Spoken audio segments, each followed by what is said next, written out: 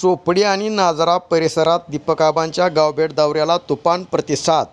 खेडोपाडी वाड्या वस्त्यावर जाऊन हजारो नागरिकांशी दीपकाबांचा दिलखुलास संवाद।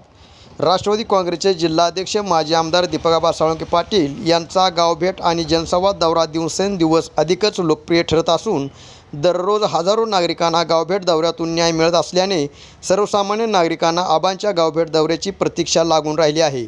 सोमवार दिनांक 12 रोजी चोपडी आणि नाझरा गावातही आबांच्या गावभेट दौऱ्याला सामान्य नागरिकांचा तुफान प्रतिसाद मिळाला।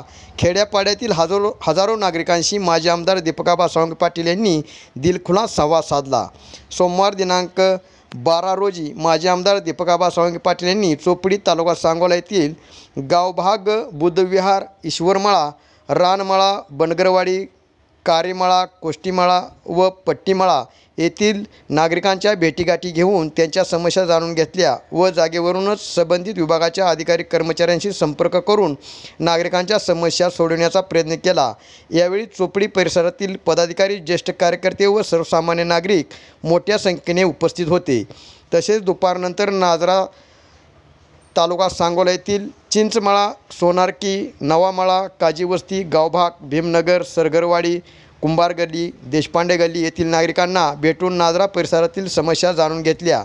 या परिसरातील महिलांनी आरोग्य आणि अन्य समस्यांचा पाढा वाचून दाखवला। यावेळी तात्काळ दीपकाबांनी संबंधित विभागाला धारेवर धरून येथील महिलांच्या समस्या सोडवल्या। दैनंदिन आयुष्यात येणाऱ्या नाझरा परिसरातील नागरिकांशी दिलखुलास संवाद साधत माजी आमदार दीपकाबा साळुंखे पाटील यांनी परिसरातील नागरिकांच्या समस्या जाणून घेत त्या मार्गी लावण्याचा प्रयत्न केला। चोपडी आणि नाझरा या दोन्ही गावात माननीय माजी आमदार दीपकाबा साळुंखे पाटील यांचे येथील नागरिकांनी उत्स्फूर्तपणे स्वागत केले।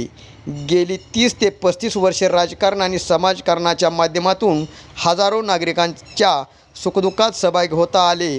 ग्रामीण भागात खेडोपाडी राहणाऱ्या नागरिकांना दैनंदिन आयुष्यात येणाऱ्या अडचणी व गावभेट आणि जनसंवाद दौऱ्याच्या निमित्ताने सोडवू शकलो या गोष्टीचे मनापासून समाधान आहे।